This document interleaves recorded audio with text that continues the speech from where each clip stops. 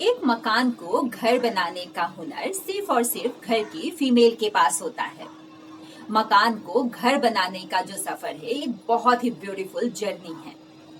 घर में क्या अवेलेबल है, सिर्फ उन्हीं चीजों से इंटीरियर है या नहीं आप मत सोचिए। ऑर्गेनाइजर मार्केट से लाना है बिल्कुल भी जरूरत नहीं है। सिर्फ घर को सुंदर बनाने के लिए ये चीज जरूरी है कि आपने घर को किस तरह से रखा हुआ है। इस सीरीज का ये सेकंड पार्ट है। अगर आपने फर्स्ट पार्ट नहीं देखा है तो लिंक डिस्क्रिप्शन बॉक्स में दे रखा है मैंने। समर में बालकनी ही एक स्पेस है जहां हम शाम को ठंडी ठंडी हवा का मजा ले सकते हैं। उसके लिए बालकनी ग्रीन और ऑर्गेनाइज्ड होनी चाहिए।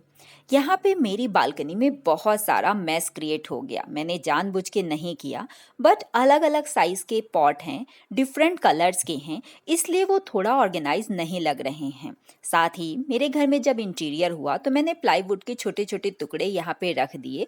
वो मुझे कहीं और DIY में शायद ज़रूरत पड़े, तो इन सबको मैंने अलग कर दिया। इवन कुछ बॉटल्स और छोटे पॉट एम्प्टी थे जो वो पड़े थे, तो सब भी जो भी अनवांटेड चीज़ें हैं मैंने यहाँ से हटा दी। जो भी अवेलेबल प्लांट्स थे, एक साइज के पॉट और सेम कलर के मैंने एक जगह सेग्रीगेट करना शुरू किया।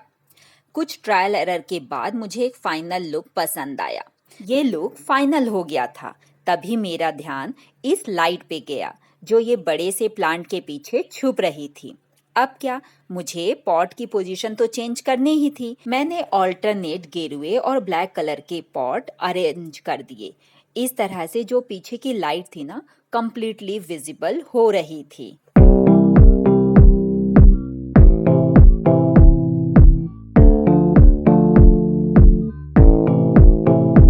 ग्रीनरी को इंक्रीज करने का एक बहुत ही अच्छी टिप, जो मनी प्लांट या कोई बेल आपके पास है तो उसको रस्सी से बांध के इस तरह से हॉरिजेंटल पोजीशन में रखिए।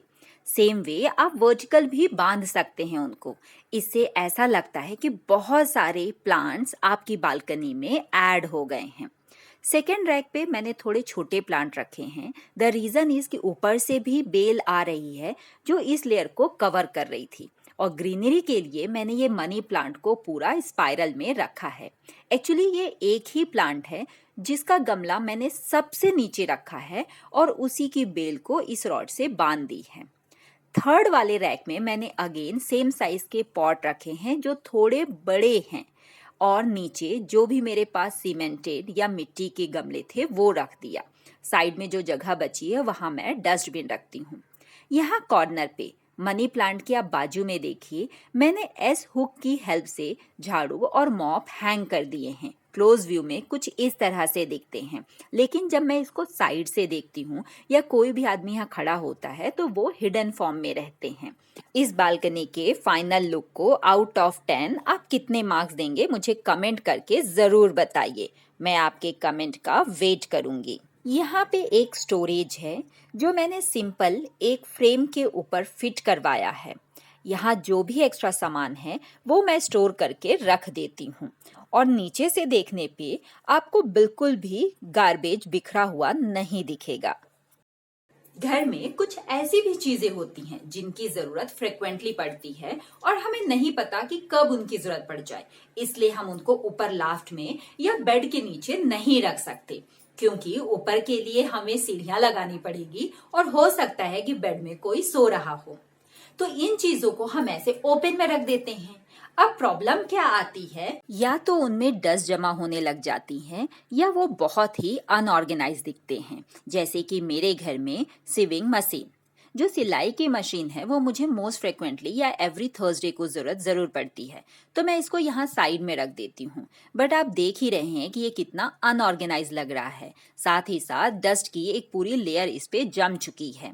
तो इसका एक सिंपल सॉल्यूशन है कि आप 2 स्टिकी लगाइए और वहाँ पे एक पर्दा जैसा कुछ लगा दीजिए। पर्दे की वजह से उसके पीछे अगर कोई मेस फैला हुआ भी है तो वो गंदा नहीं दिखेगा। मेरे पास ये कार्डबोर्ड का बड़ा बॉक्स था, इसको मैंने एक पुराने बेडशीट का कवर स्कर्ट की तरह पहना दिया है। ऊपर से ओपन रखा है ताकि चीजें निकालना और रखना आसान हो।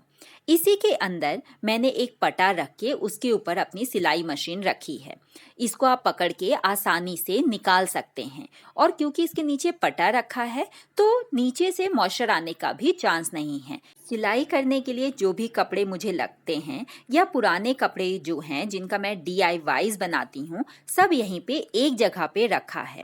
क्योंकि इसको ओपन और क्लोज करना बहुत आसान है, मैं कभी भी निकाल सकती हूँ। अब ये कार्डबोर्ड तो गंदा दिखेगा ही, तो इसको ब्यूटीफाई करने के लिए मैंने इसके ऊपर सिर्फ एक होममेड रनर लगाया है, उसको प्रॉपर फोल्ड कर दिया है और उसको फिलअप देने के लिए एक ब्यूटीफुल सा टेडी बेयर रख दिया है। फाइनल लुक आप खुद ही देखिए।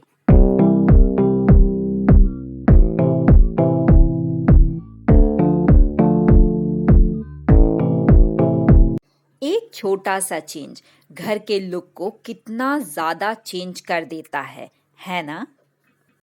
हमारे घर में छोटी मोटी चीजें डैमेज होती ही रहती हैं। कुकर के ढक्कन का स्क्रू निकल गया, किसी डोर का स्क्रू लूज है या बेटे की साइकिल का हैंडल ढीला हो गया।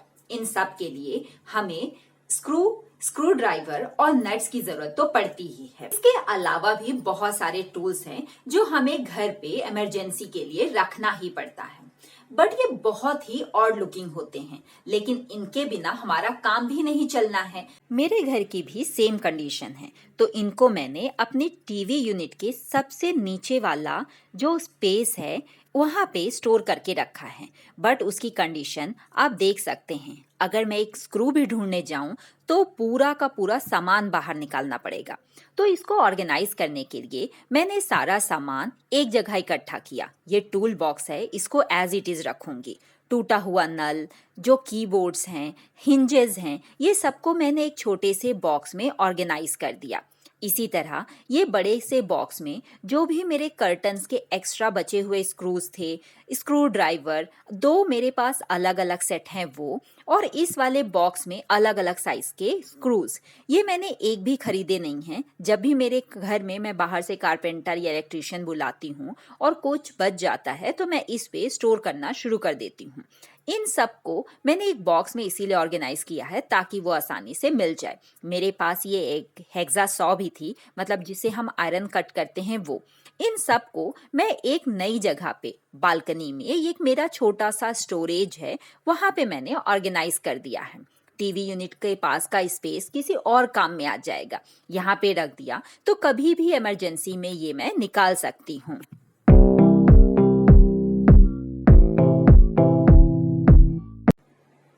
ऐसे सामान जो साल में 1 या 2 बार यूज होते हैं, स्पेशली जो फेस्टिवल का हम डेकोरेशन का सामान लेते हैं, दीपावली में हम डिफरेंट टाइप के डेकोरेटिव आइटम लेते हैं, रंगोली का सामान लेते हैं, इवन होली के कलर्स जो बच जाते हैं, दियाज।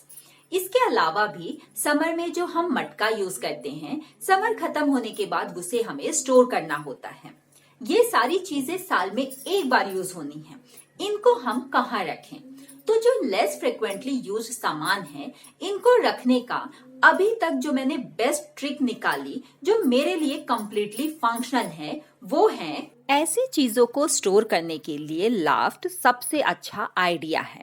सबसे पहले किचन के लाफ्ट देखते हैं।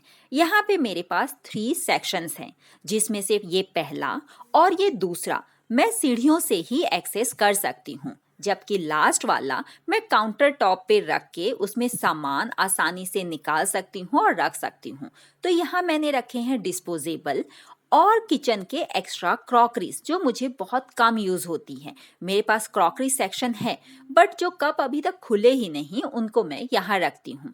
किचन की और आइटम, सूप, बेना, ये सारी चीजें मैं यहाँ रखती हूँ। और फ्रिक्वेंटली यूज जो सामान होता है वो हवन का, तो यहाँ पे मैंने हवन कुंड और उससे रिलेटेड हवन की लकड़ी ऐसी जगह रखी है ताकि जब मुझे निकालना पड़े तो मुझे सीढ़ी लाना ना पड़े और किसी की हेल्प की जरूरत ना पड़े।